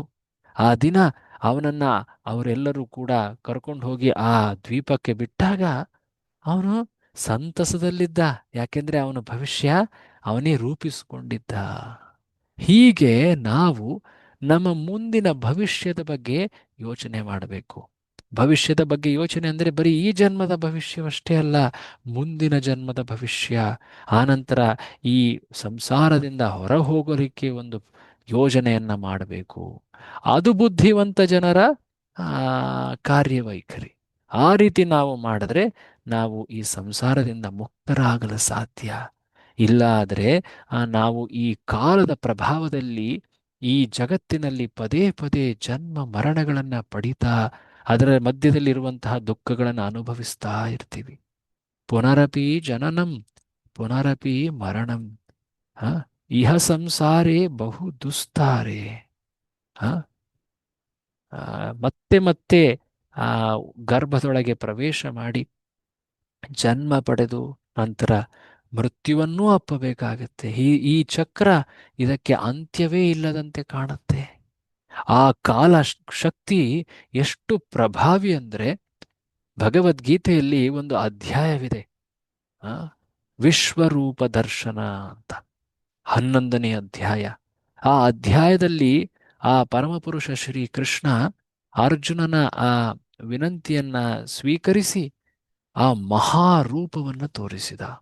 ಈ ಭೌತಿಕ ಜಗತ್ತಿನ ಆ ಅತ್ಯುನ್ನತ ನಿಯಂತ್ರಕ ಶಕ್ತಿ ಆ ಘೋರ ಕಾಲ ರೂಪವನ್ನ ತೋರಿಸಿದ, ವಿಶ್ವರೂಪವನ್ನ ತೋರಿಸಿದ. ನಂತರ ಜೊತೆಗೆ ಕಾಲರೂಪವನ್ನೂ ತೋರಿಸಿದ. ಆ ಕಾಲರೂಪವನ್ನು ನೋಡಿದಂತಹ ಅರ್ಜುನ ಭಯಾನಕ ಭಯಭೀತಗೊಳ್ಳುತ್ತಾನೆ. ಆ ಕಾಲರೂಪದ ಬಾಯಿಯ ಒಳಗಡೆ ಎಲ್ಲ ಈ ನೆರೆದಿರುವಂತಹ ರಾಜರೆಲ್ಲರೂ ಕೂಡ ಪ್ರವೇಶಿಸಿ ಅವರ ನಾಶ ಆಗುವುದನ್ನು ಆತ ಕಾಣ್ತಾ ಇದ್ದಾನೆ. ಮುಂದೆ ಭವಿಷ್ಯದಲ್ಲಿ ಏನಾಗುತ್ತೆ ಅನ್ನೋದನ್ನು ಆತ ಆ ಕ್ಷಣವೇ ನೋಡ್ತಾ ಇದ್ದಾನೆ. ಎಲ್ಲರೂ ಕೂಡ ಆ ಭೀಕರ ಕರಾಳ ಆ ಆ ಚೂಪಾಗಿರುವಂತಹ ಆ ಹಲ್ಲುಗಳ ಮಧ್ಯೆ, ಆ ಕಾಲರೂಪದ ಹಲ್ಲುಗಳ ಮಧ್ಯೆ ಧ್ವಂಸ ಆಗುವುದನ್ನು ಆತ ಕಾಣ್ತಾ ಇದ್ದಾನೆ. ಆಗ ಆ ಕಾಲರೂಪದ ಘೋರ ಸದೃಶ ರೂಪವನ್ನು ಕಂಡು ಆತ ಹೆದರಿದ್ದಾಗ, ಆತ ಪ್ರಾರ್ಥಿಸಿದ್ದಾಗ ಆ ವಿಶ್ವರೂಪವೇ ಮಾತನಾಡುತ್ತೆ. ಶ್ರೀ ಭಗವಾನುವಾಚ, ಶ್ರೀಕೃಷ್ಣ ಹೇಳ್ತಾನೆ, ಕಾಲೋಸ್ಮಿ ಲೋಕಕ್ಷಯ ಪ್ರವೃದ್ಧೋಪಿ ಲೋಕಾನ್ ಸಮಾಹರ್ತುಂ ಇಹ ಪ್ರವೃತ್ತಃ. ಶ್ರೀಕೃಷ್ಣ ಹೇಳ್ತಾ ಇದ್ದಾನೆ, ನಾನು ಆ ಕಾಲ, ಎಲ್ಲ ಲೋಕಗಳನ್ನ ನಾನು ಕ್ಷಯ ನಾಶ ಮಾಡಲಿಕ್ಕೆ ಅಂತ ಈ ರೂಪದಲ್ಲಿದ್ದೀನಿ. ಲೋಕ ಕ್ಷಯ ಪ್ರವೃದ್ಧೋಪಿ ಲೋಕಾನ್ ಹರ್ತುಂ ಇಹ ಪ್ರವೃತ್ತಃ. ಕಾಲದ ಒಂದು ಮುಖ್ಯ ಕಾರ್ಯ ಅದು ಎಲ್ಲವನ್ನು ನಾಶದೆಡೆಗೆ ನೂಕುತ್ತೆ. ಎಲ್ಲವೂ ಕೂಡ ಈ ಜಗತ್ತಿನಲ್ಲಿ ನಾಶವಾಗ್ತಾ ಹೋಗುತ್ತೆ. ಈ ನಾಶ ನಮಗೆ ಈ ಒಂದು ಪಾಠವನ್ನು ಕಲಿಸುತ್ತೆ. ಏನದು? ಈ ಜಗತ್ತು ಅದು ನನ್ನ ನಿಜ ನೈಜ ಸ್ಥಿತಿಯಲ್ಲ. ಇಲ್ಲಿ ಎಲ್ಲವೂ ಕೂಡ ನನಗೆ ಕೃತಕವೆಂದೇ ಅನಿಸುತ್ತೆ. ಯಾಕೆಂದ್ರೆ ಈ ಎಲ್ಲವೂ ನಾಶವಾಗ್ತಾ ಇದೆ. ಆದರೆ ಆತ್ಮ ಅದು ಅವಿನಾಶಿ. ಆದರೆ ಈ ಜಗತ್ತು ಇಲ್ಲಿ ನಾಶ ಪ್ರತಿ ಕ್ಷಣ ಕ್ಷಣವೂ ಇಲ್ಲಿ ನಾಶ ಆಗ್ತಾ ಇದೆ. ಸೊ ಹಾಗಿದ್ದಲ್ಲಿ ಈ ಭೀಕರ ಕಾಲ ರೂಪವನ್ನು ಕಂಡು ಆ ಅರ್ಜುನ ಆ ಪ್ರಾರ್ಥನೆ ಮಾಡ್ತಾನೆ 44ನೇ ಶ್ಲೋಕದಲ್ಲಿ, ತಸ್ಮಾತ್ ಪ್ರಣಮ್ಯ ಪ್ರಣಿಧಾಯ ಕಾಯಂ ಪ್ರಸಾದಯೇ ತ್ಯಾಮಹಂ ಈಶಮೀಡ್ಯಂ. ಪ್ರತಿಯೊಂದು ಜೀವಿಸಿ ಪೂಜಿಸಬೇಕಾದ ಪರಮ ಪ್ರಭು ನೀನೇ ಹೇ ಕೃಷ್ಣ. ನೀನೇ ಈ ಕಾಲರೂಪದಲ್ಲಿ ಜಗತ್ತನ್ನ ನಿಯಂತ್ರಿಸ್ತಾ ಇದ್ದೀಯಾ. ಸಾಮಾನ್ಯ ಜನರನ್ನ ಆ ಪರಮೇಶ್ವರ ಶ್ರೀಕೃಷ್ಣ ಕಾಲರೂಪದಲ್ಲಿ ನಿಯಂತ್ರಿಸ್ತಾನೆ.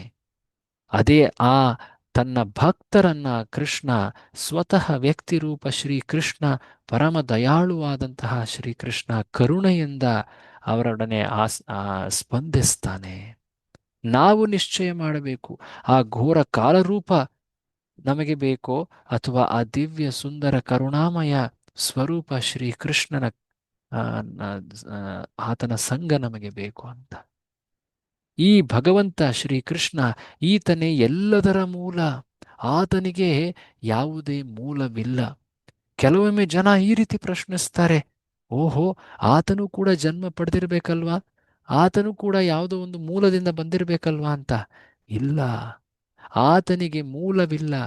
ಆತನಿಗೆ ತಂದೆ ತಾಯಿ ಯಾರೂ ಇಲ್ಲ. ಆತ ಲೀಲೆಗಳಲ್ಲಿ ತನ್ನ ಭಕ್ತರನ್ನೇ ತಂದೆ ತಾಯಿಯಂತೆ ಸ್ವೀಕರಿಸ್ತಾನೆ. ಆದರೆ ಅವನಿಗೆ ಯಾವುದೇ ಜನ್ಮ, ಯಾವುದೇ ಒಂದು ಮೂಲ ಅನ್ನೋದಿಲ್ಲ. ಅಹಂ ಸರ್ವಸ್ಯ ಪ್ರಭವ. ಶ್ರೀಕೃಷ್ಣ ಭಗವದ್ಗೀತೆ 10ನೇ ಅಧ್ಯಾಯದಲ್ಲಿ ಹೇಳಿದ್ದಾನೆ, ಎಲ್ಲವೂ ಕೂಡ ನನ್ನಿಂದ ಹೊರಹೊಮ್ಮುತ್ತೆ ಅಂತ. ಸೊ ಹಾಗಾಗಿ ಯಾರು ಬುದ್ಧಿವಂತನಿದ್ದಾನೋ ಆತ ಈ ಭಗವಂತನ ವಾಣಿಯನ್ನ ಗೌರವಿಸಿ ಪಾಲಿಸ್ತಾನೆ. ಶ್ರೀಕೃಷ್ಣ ಈ ಕಾಲದ ಪ್ರಭಾವದಿಂದ ಹೊರಹೋಗಲಿಕ್ಕೆ ಒಂದು ಉಪಾಯವನ್ನು ಕೂಡ ಹೇಳ್ತಾನೆ. ಏನದು ನೋಡಿ ಇಲ್ಲಿ, ಮಾಮುಪೇತ್ಯ ಪುನರ್ಜನ್ಮ ದುಃಖಾಲಯಂ ಅಶಾಶ್ವತಂ ನಾಪ್ನುವಂತಿ ಮಹಾತ್ಮಾನ ಸಂಸಿದ್ಧಿಂ ಪರಮಾಂ ಗತಾ. ಇಲ್ಲಿ ಶ್ರೀಕೃಷ್ಣ ಹೇಳ್ತಾ ಇದ್ದಾನೆ, ಯಾವೊಬ್ಬ ವ್ಯಕ್ತಿ ನನ್ನ ಭಕ್ತಿಯನ್ನ ಪಾಲಿಸ್ತಾರೋ ಅವರು ಈ ದುಃಖಮಯವಾದಂತಹ ಅಶಾಶ್ವತವಾದಂತಹ ಈ ಪುನರ್ಜನ್ಮದಿಂದ ಕೂಡಿರುವಂತಹ ಈ ಭೌತಿಕ ಜಗತ್ತನ್ನ ಶಾಶ್ವತವಾಗಿ ತ್ಯಜಿಸಿ ನನ್ನ ಧಾಮಕ್ಕೆ ಮರಳುತ್ತಾರೆ. ನಾಪ್ನುವಂತಿ ಮಹಾತ್ಮಾನಃ ಸಂಸಿದ್ಧಿಂ ಪರಮಾಂ ಗತಾ. ನಾವು ಈ ಜಗತ್ತಿನಲ್ಲಿ ಶಾಶ್ವತ ನಿತ್ಯ ಸುಖವನ್ನ ಬಯಸಲಿಕ್ಕೆ ಆಗೋದಿಲ್ಲ. ಅದು ಈ ಜಗತ್ತಿನಲ್ಲಿ ಇಲ್ಲ. ಈ ಜಗತ್ತಿನ ಸತ್ಯಾಸತ್ಯತೆಯನ್ನು ತಿಳಿದುಕೊಂಡು ನಾವು ಆ ಆಧ್ಯಾತ್ಮಿಕ ಜಗತ್ತಿನೆಡೆಗೆ ನಡಿಬೇಕು. ಆ ಆಧ್ಯಾತ್ಮಿಕ ಜಗತ್ತು ಅದು ಶಾಶ್ವತ, ಅದು ಆನಂದಮಯ. ಈ ಜಗತ್ತಿನಲ್ಲಿ ನಾವು ನಮ್ಮ ಕರ್ತವ್ಯಗಳನ್ನು ಪಾಲಿಸಬೇಕು. ಅದರ ಜೊತೆಗೆ ಮುಖ್ಯವಾಗಿ ಭಕ್ತಿಯನ್ನು ಪಾಲಿಸಬೇಕು. ಆ ಭಕ್ತಿಯನ್ನು ಪಾಲಿಸೋದ್ರಿಂದ ಈ ಅಶಾಶ್ವತ ಜಗತ್ತಿನಿಂದ ನಾವು ಆಧ್ಯಾತ್ಮಿಕ ಜಗತ್ತಿಗೆ ಮೇಲೆ ಇರ್ತೀವಿ. ಈ ಭೌತಿಕ ಜಗತ್ತು ಇದು ಒಂದು ರೀತಿಯ ಇದಕ್ಕೆ 2 ಉದಾಹರಣೆಗಳನ್ನು ಹೇಳ್ತಾರೆ. ಇದು ಒಂದು ರೀತಿ ಆಸ್ಪತ್ರೆಯಂತೆ, ಇದು ಒಂದು ರೀತಿ ಜೈಲಿನಂತೆ. ಯಾವೊಬ್ಬ ವ್ಯಕ್ತಿ ಆ ಪರಮಪುರುಷನ ನಿಯಮಗಳನ್ನು, ಆದೇಶಗಳನ್ನು, ಉಪದೇಶಗಳನ್ನು ಪಾಲಿಸೋದಿಲ್ವೋ, ಯಾರು ವಿರುದ್ಧವಾಗಿ ನಡ್ಕೊಳ್ತಾರೋ ಅವರನ್ನ ಈ ಭೌತಿಕ ಜಗತ್ತಿನಲ್ಲಿ ಸರಿಯಾಗಲಿಕ್ಕೆ ಅಂತ ಹೇಳಿ ಕಳಿಸ್ತಾರೆ. ಅವರು ಸರಿಯಾಗಿ ಪಾಠ ಕಲಿತು ಸರಿಯಾದಂತಹ ವರ್ತನೆಯನ್ನು ರೂಢಿಸ್ಕೊಳ್ಳಿ ಅಂತ ಒಂದು ರೀತಿಯ ಶಿಕ್ಷೆಯ ಕರುಣೆಯನ್ನು ಆ ಪರಮೇಶ್ವರ ಶ್ರೀಕೃಷ್ಣ ಈ ಭೌತಿಕ ಪ್ರಕೃತಿಯ ಮೂಲಕ ನಮಗೆ ನೀಡುತ್ತಾನೆ. ಹಾಗಾಗಿ ಈ ಭೌತಿಕ ಜಗತ್ತನ್ನು ಜೈಲಿನ ಜೊತೆ ಹೋಲಿಸಲಾಗತ್ತೆ. ಅದರ ಜೊತೆಗೆ ಈ ಭೌತಿಕ ಜಗತ್ತನ್ನ ಒಂದು ಆಸ್ಪತ್ರೆಯಂತೆ ಕಾಣಲಾಗುತ್ತೆ. ಆಸ್ಪತ್ರೆಯಲ್ಲಿ ರೋಗಿಗಳಿರ್ತಾರಲ್ವಾ, ಆ ರೋಗಿಗಳ ಸ್ಥಿತಿ, ದೇಹ ಸ್ಥಿತಿ ಅದು ತುಂಬ ನೋವಿನಿಂದ ಕೂಡಿರುತ್ತೆ.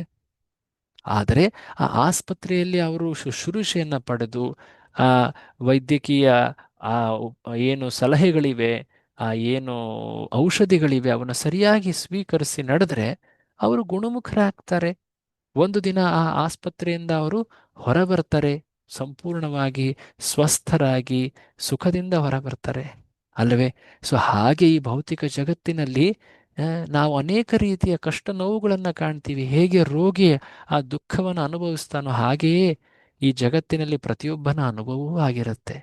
ಆದರೆ ನಾವು ಔಷಧಿಯನ್ನು ಸ್ವೀಕರಿಸಿದರೆ, ಆ ಡಾಕ್ಟರ್ ವೈದ್ಯರ ಸಲಹೆಯನ್ನು ಪಾಲಿಸಿದರೆ ನಾವು ಈ ಆಸ್ಪತ್ರೆಯಿಂದ ಹೊರಬರಬಹುದು. ಹಾಗೆ ಪರಮಪುರುಷ ಶ್ರೀಕೃಷ್ಣನ ಈ ಉಪದೇಶಗಳನ್ನು ಸ್ವೀಕರಿಸಿ ನಡೆದರೆ ಈ ಭೌತಿಕ ಜಗತ್ತಿನಿಂದ ನಾವು ಹೊರಬರಬಹುದು. ಈ ಜಗತ್ತು ಜೈಲೂ ಹೌದು, ಅದು ಆಸ್ಪತ್ರೆಯೂ ಹೌದು. ಅದು ನಮ್ಮನ್ನು ಸುಧಾರಣೆ ಮಾಡಲಿಕ್ಕೆ ಅಂತ ಆ ಪರಮೇಶ್ವರ ಈ ಒಂದು ವಿಶೇಷ ಯೋಜನೆ ಮಾಡಿದ್ದಾನೆ. ಎಲ್ಲಿವರೆಗೆ ನಾವು ಸ್ವತಃ ಈ ನಿಷ್ಕರ್ಷ ಅಥವಾ ಈ ನಿಲುವಿಗೆ ತಲುಪೋದಿಲ್ವೋ, ನನ್ನ ನಿಜವಾದ ಆಶ್ರಯ, ನನ್ನ ನಿಜವಾದ ಆನಂದ ಸುಖ ಅದು ಆ ಪರಮಪುರುಷನ ಆಶ್ರಯದಲ್ಲಿದೆ, ಆತನ ಸೇವೆಯಲ್ಲಿದೆ ಅಂತ ಎಲ್ಲಿವರೆಗೆ ನಾವು ಈ ನಿಲುವನ್ನು ತಲುಪೋದಿಲ್ವೋ ಅಲ್ಲಿಯವರೆಗೆ ನಾವು ಈ ಜಗತ್ತಿನಲ್ಲಿ ಒಂದಲ್ಲ ಒಂದು ನೋವಿನಲ್ಲಿರ್ತೀವಿ. ಯಾವಾಗ ನಾವು ಈ ನಿಲುವಿಗೆ ತಲುಪ್ತೀವೋ ಆಗ ಈ ಜಗತ್ತಿನಲ್ಲಿ ಇದ್ರೂ ಕೂಡ ನಾವು ಒಂದು ರೀತಿ ಸಂತೃಪ್ತಿಯನ್ನು ಪಡಿತಾ ಹೋಗ್ತೀವಿ. ಸೊ ಹೀಗೆ ಈ ಭಕ್ತಿ ಪಾಲನೆ ಅನ್ನೋದು ತುಂಬ ಪ್ರಭಾವಿಯಾಗಿದೆ. ಈ ಜಗತ್ತಿನ ಅನುಭವಗಳು ಕೆಲವೊಮ್ಮೆ ನನಗೆ ಸುಖ ಸಂತುಷ್ಟಿಯನ್ನು ನೀಡುವಂತೆ ನಾನು ಈ ಪ್ರಯತ್ನ ಪಟ್ಬಿಟ್ರೆ ನನಗೆ ಸುಖ ಸಂತೋಷ ಸಿಗೋದಿಲ್ವಾ ಅಂತ ಅನ್ಸುತ್ತೆ. ಆದರೆ ಪ್ರಯತ್ನ ಪಡ್ತಾ ಹೋದರೆ ಕೆಲಕಾಲ ಕ್ಷಣಿಕ ಸುಖವಂತೆ ಕಂಡ್ರೂ ಕೂಡ ಸ್ವಲ್ಪ ಸಮಯದ ನಂತರ ಅದು ಹತಾಶೆಯನ್ನುಂಟು ಮಾಡುತ್ತೆ, ಅಸಂತುಷ್ಟಿಯನ್ನುಂಟು ಮಾಡುತ್ತೆ, ನೋವನ್ನುಂಟು ಮಾಡುತ್ತೆ. ಇಲ್ಲಿ ನೋಡಿ, ಒಂದು ಸುಂದರವಾಗಿರುವಂತಹ ಒಂದು ವಿಡಿಯೋ ಇದೆ. ತಮ್ಮೆಲ್ರಿಗೂ ಕಾಣಿಸ್ತಾ ಇದೆ ಅಲ್ವಾ ಇಲ್ಲಿ? ಹರೇ ಕೃಷ್ಣ. ಕಾಣಿಸ್ತಿದೆ.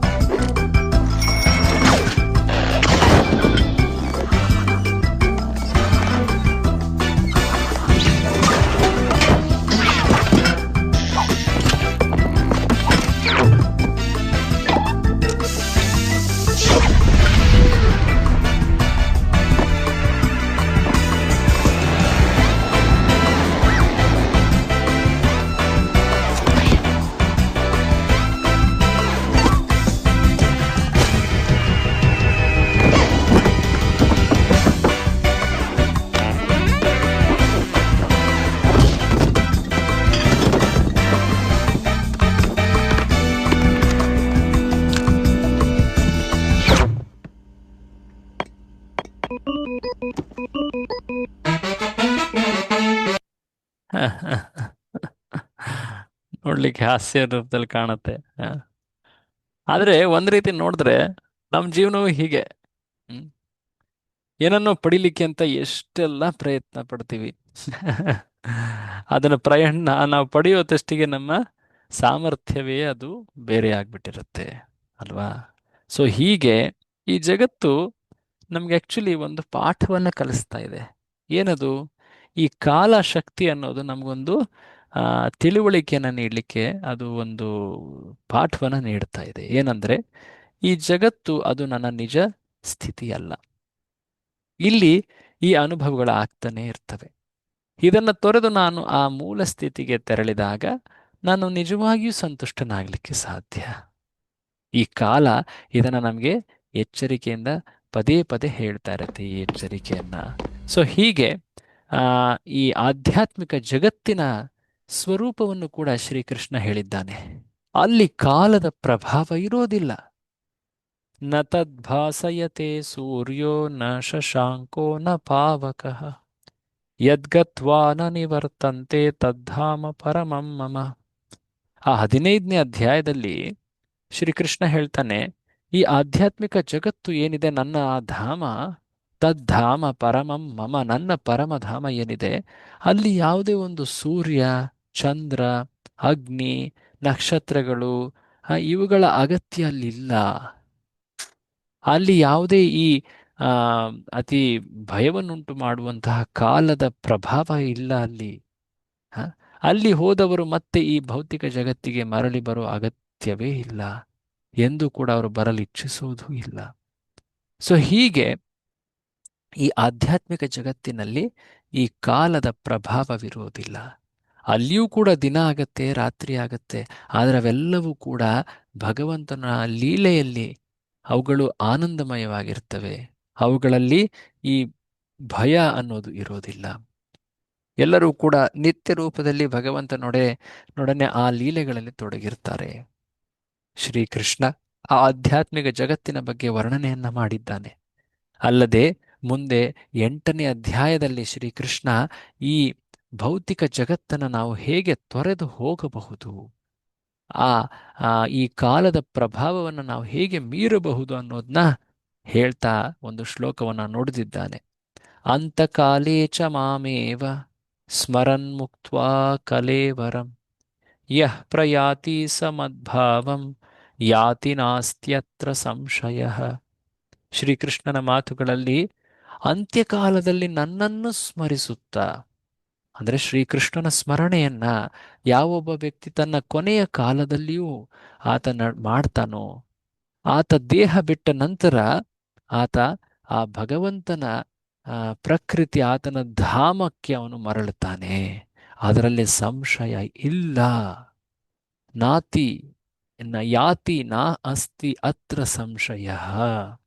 ಇದನ್ನ ಶ್ರೀಕೃಷ್ಣ ತುಂಬಾ ಸ್ಪಷ್ಟವಾಗಿ ಹೇಳಿದ್ದಾನೆ ನೋಡಿ.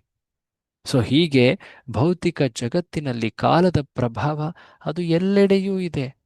ಅದನ್ನು ನಾವು ನಮ್ಮ ಶಕ್ತಿ ಸಾಮರ್ಥ್ಯಗಳಿಂದ ಮೀರಲಿಕ್ಕಾಗೋದಿಲ್ಲ. ಭಗವಂತನ ಸ್ಮರಣೆಯನ್ನ ಮಾಡಿದಾಗ ಈ ಭೌತಿಕ ಶರೀರದ ಕೊನೆಯಲ್ಲಿ ನಾವು ಆ ಭಗವಂತನ ಧಾಮವನ್ನು ಪಡೆಯಬಹುದು. ಪುನರ್ಜನ್ಮ ಈ ಭೌತಿಕ ಜಗತ್ತಿನಲ್ಲಿ ಈ ಕಾಲದ ಪ್ರಭಾವದಲ್ಲಿರುವುದಿಲ್ಲ. ಸೊ ಹೀಗೆ ಶ್ರೀಕೃಷ್ಣ ಭಗವದ್ಗೀತೆಯಲ್ಲಿ ಈ ಕಾಲತತ್ವವನ್ನು ವರ್ಣಿಸಿದ್ದಾನೆ. ಈ ಮಾತುಗಳೊಂದಿಗೆ ನಮ್ಮ ಈ ಚರ್ಚೆಯನ್ನ, ಈ ಸಂಕ್ಷೇಪ ವರ್ಣನೆಯನ್ನ ಇಲ್ಲಿ ನಾವು ವಿರಾಮ ಮಾಡ್ತಾ ಇದ್ದೀವಿ. ತಮ್ಮೆಲ್ಲರಿಗೂ ಧನ್ಯವಾದ. ಹರೇ ಕೃಷ್ಣ. ಇಂದಿನ ನಮ್ಮ ಚರ್ಚೆಯಲ್ಲಿ ನಾವು ಈ ಕಾಲ ಎನ್ನುವ ತತ್ವವನ್ನ ಸಂಕ್ಷೇಪವಾಗಿ ನೋಡಿದ್ವಿ. ಹೇಗೆ ಈ ಕಾಲ ಅದು ಸರ್ವತ್ರ, ಅದು ಸರ್ವ ಸ್ಥಿತಿಯಲ್ಲೂ ಕೂಡ ಎಲ್ಲರನ್ನೂ ನಿಯಂತ್ರಿಸ್ತಾ ಇದೆ. ಯಾವೊಬ್ಬ ರಾಜನೇ ಆಗಿರಲಿ, ಆತನು ಕೂಡ ಈ ಕಾಲದ ಪ್ರಭಾವದಲ್ಲಿ ನಶಿಸಿ ಹೋದ. ಕಾಲ ಅನ್ನೋದು ಯಾರಿಗೂ ಕಾಯೋದಿಲ್ಲ, ಯಾರನ್ನು ಬಿಡೋದಿಲ್ಲ. ಎಲ್ಲರೂ ಕೂಡ ಅದಕ್ಕೆ ತಲೆಬಾಗಲೇಬೇಕು. ಅಂತಹ ಕಾಲವನ್ನ ನಾವು ನಮ್ಮ ಜೀವನದಲ್ಲಿ ಅದನ್ನು ಸದುಪಯೋಗ ಪಡಿಸ್ಕೊಳ್ಬೇಕು. ಅದನ್ನು ನಾವು ಆ ವಿಡಿಯೋದಲ್ಲಿ ನೋಡಿದ್ವಿ. ಅಲ್ಲಿ ಹೇಗೆ ಪ್ರತಿ ನಿಮಿಷವನ್ನ, ಪ್ರತಿ ಸಮಯವನ್ನ ನಾವು ಉಪಯೋಗಿಸಬೇಕು ತುಂಬ ಎಚ್ಚರಿಕೆಯಿಂದ. ಕಳೆದು ಹೋದ ಸಮಯ ಮತ್ತೆ ಬರೋದಿಲ್ಲ. ಹೇಗೆ ವ್ಯಕ್ತಿ ಸಂಪತ್ತನ್ನು ಕಳೆದುಕೊಂಡ್ರೆ ಹೇಗೆ ಚಿಂತಿತನಾಗ್ತಾನೋ ಹಾಗೆ ಸಮಯವನ್ನು ನಾವು ಅಪವ್ಯಯ ಮಾಡಬಾರದು. ಒಳ್ಳೆಯ ಕಾರ್ಯಗಳಲ್ಲಿ, ಆಧ್ಯಾತ್ಮಿಕ ಭಕ್ತಿ ಕಾರ್ಯಗಳಲ್ಲಿ ನಾವು ತೊಡಗಿಸಿಕೊಳ್ಬೇಕು. ಅದನ್ನು ನಾವು ಅಲ್ಲಿ ಕಲ್ತಿದ್ವಿ. ಅದಲ್ಲದೆ ಈ ಜಗತ್ತಿನಲ್ಲಿ ಎಲ್ಲರನ್ನೂ ಕೂಡ ಮೃತ್ಯುವಿನಡೆ ಕರೆದೊಯ್ಯುವಂತಹ ಶಕ್ತಿ ಅದು ಕಾಲ. ಆದರೆ ಆ ಮೃತ್ಯುವನ್ನು ಕೂಡ ಮೀರುವಂತಹ ಒಂದು ಉಪಾಯವನ್ನ ಶ್ರೀಕೃಷ್ಣ ಭಗವದ್ಗೀತೆಯಲ್ಲಿ ಹೇಳಿದ್ದಾನೆ. ಅದನ್ನು ಈಗ ತಾನೇ ನಾವು ನೋಡಿದ್ವಿ. ಅಂತ್ಯ ಕಾಲೇಚ ಮಾಮೇವ ಸ್ಮರನ್ ಮುಕ್ತ್ವಾ ಕಲೇವರಂ. ಈ ಭೌತಿಕ ಜಗತ್ತಿನಲ್ಲಿ ಕಾಲದೊಡನೆ ಹೋರಾಟ ಮಾಡ್ತಾ ನಾವು ಸುಖವನ್ನು ಪಡೆಯಲಿಕ್ಕೆ ಎಷ್ಟೇ ಪ್ರಯತ್ನ ಮಾಡೋದ್ರ ಬದಲು ನಾವು ಆ ಭಗವಂತನ ಭಕ್ತಿಯನ್ನ, ಆತನ ಸೇವೆಯನ್ನು ಸ್ವೀಕರಿಸಿ ಮುನ್ನಡಿಬೇಕು. ಆಗ ನಾವು ಈ ಜಗತ್ತಿನಲ್ಲೇ ಆ ಆನಂದದ ಅನುಭವವನ್ನು ಪಡೆಯಲಿಕ್ಕೆ ಪ್ರಾರಂಭ ಮಾಡ್ತೀವಿ. ಆನಂತರ ಆತನ ದಿವ್ಯ ಧಾಮಕ್ಕೆ ನಾವು ನಿತ್ಯ ಸ್ವರೂಪದಲ್ಲಿ ತೆರಳಿದಾಗ ಅಲ್ಲಿ ಶಾಶ್ವತವಾಗಿ ಆನಂದದ ಸ್ಥಿತಿಯಲ್ಲಿರ್ತೀವಿ. ಈ ಮಾತುಗಳೊಂದಿಗೆ ಈ ಕಾಲ ಅನ್ನುವ ಈ ತತ್ವದ ಚರ್ಚೆಯನ್ನು ನಾವಿಲ್ಲಿ ವಿರಾಮ ಮಾಡ್ತಾ ಇದ್ದೀವಿ. ಮುಂದಿನ ವಿಷಯ ಅದು ನಮ್ಮ 6ನೆಯ ತರಗತಿ, ಅದುವೇ ಈಶ್ವರ. ಅದು ನಮ್ಮ ಕೊನೆಯ ಚರ್ಚೆಯಾಗಿರುತ್ತೆ ಈ ಪ್ರಾರಂಭಿಕ ಈ ಕೋರ್ಸ್ನಲ್ಲಿ, ಗೀತಾಸಾರದ ಪ್ರಾರಂಭಿಕ ಕೋರ್ಸ್ನಲ್ಲಿ. ಅದನ್ನು ನಾವು ಮುಂದಿನ ಚರ್ಚೆಯಲ್ಲಿ ನೋಡೋಣ. ತಮ್ಮೆಲ್ಲರಿಗೂ ಧನ್ಯವಾದ. ಹರೇ ಕೃಷ್ಣ. ಇನ್ನೇನು ಕೆಲ ದಿನಗಳಲ್ಲಿ ಈ ಗೀತಾ ಜಯಂತಿ, ಈ ಉತ್ಸವವನ್ನು ನಾವೆಲ್ಲ ಆಚರಿಸೋರಿದ್ದೀವಿ. ಅದು ಈ ವರ್ಷ ಡಿಸೆಂಬರ್ 1ನೇ ತಾರೀಕು ಸೋಮವಾರ ಅದು ಆ ತಿಥಿ ಬಂದಿದೆ. ಆ ದಿನದಂದು ಅನೇಕರು ಭಗವದ್ಗೀತೆಯನ್ನು ತುಂಬ ಗೌರವದಿಂದ ಪೂಜಿಸ್ತಾರೆ, ಅದನ್ನು ಪಠಿಸ್ತಾರೆ. ಅಟ್ಲೀಸ್ಟ್ ಮುಖ್ಯ ಅಧ್ಯಾಯಗಳು, ಶ್ಲೋಕಗಳನ್ನು ಅವರು ಪಠಣೆ ಮಾಡ್ತಾರೆ, ಪಾರಾಯಣ ಮಾಡ್ತಾರೆ. ಅಲ್ಲದೆ ಭಗವದ್ಗೀತೆಯನ್ನು ಬೇರೆಯವರಿಗೆ ಉಡುಗೊರೆಯಂತೆ ನೀಡ್ತಾರೆ. ಭಗವದ್ಗೀತೆಯ ಮಹಾತ್ಮ್ಯವನ್ನು ಓದ್ತಾರೆ. ಆ ದಿನ ಆ ದಿವ್ಯ ಮಾತುಕತೆ ಅಥವಾ ಆ ಸಂವಾದವನ್ನು ನೆನೆಸ್ತಾರೆ. ಶ್ರೀಕೃಷ್ಣನ ಆ ಪರಮ ದಯೆಯ ರೂಪದಲ್ಲಿ ಭಗವದ್ಗೀತೆ ನಮ್ಮೆಲ್ಲರಿಗೂ ದೊರಕಿದೆ. ವಿಶೇಷವಾಗಿ ಭಾರತದಲ್ಲಿರುವವರು, ಈ ಸನಾತನ ಧರ್ಮದ ಪಾಲನೆ ಮಾಡುವವರು ಈ ಭಗವದ್ಗೀತೆಯನ್ನು ಪಾಲಿಸಬೇಕು. ಅದು ಅವರ ಸಂಸ್ಕೃತಿಯನ್ನು ತಿಳಿಸಿಕೊಡುವಂಥದ್ದು. ಆ ಸಂಸ್ಕೃತಿ ಯಾವ ಆಧಾರದ ಮೇಲೆ, ಯಾವ ತತ್ವಗಳ, ಯಾವ ನಿಯಮಗಳ ಆಧಾರದ ಮೇಲೆ ಹೇಳಿದ್ದಾರೆ ಅನ್ನೋದನ್ನು ನಾವು ತಿಳ್ಕೊಳ್ಬೇಕು. ಹಾಗಾಗಿ ಭಗವದ್ಗೀತೆಯನ್ನು ಆ ದಿನ ವಿಶೇಷವಾಗಿ ತಾವೆಲ್ಲರೂ ಕೂಡ ಪೂಜಿಸಿ, ಪಠಿಸಿ, ಬೇರೆಯವರಿಗೂ ಕೂಡ ಉಡುಗೊರೆಯಾಗಿ ನೀಡಿ ಅಂತ ಹೇಳ್ತಾ ಇಂದಿನ ಈ ಚರ್ಚೆಯನ್ನು ನಾವು ವಿರಾಮ ಮಾಡ್ತೀವಿ.